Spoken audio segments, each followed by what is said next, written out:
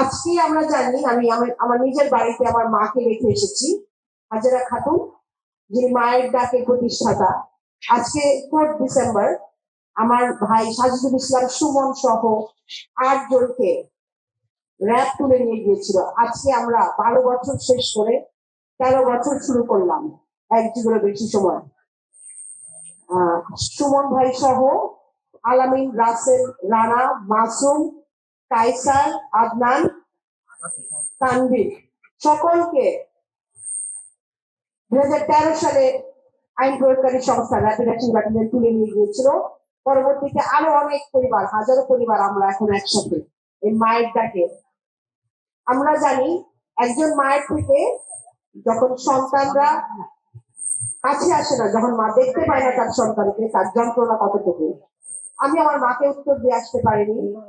আমার ভাই 12 বছর পরেও আজকে 13 বছরে কোথায় আছেন।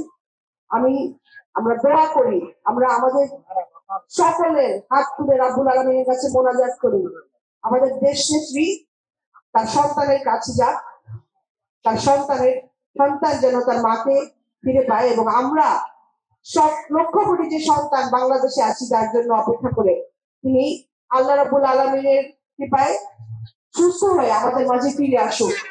এবং তিনি আমাদের পাশে ছিলেন, আমাদের সাথে ছিলেন, জনগণের পাশে ছিলেন।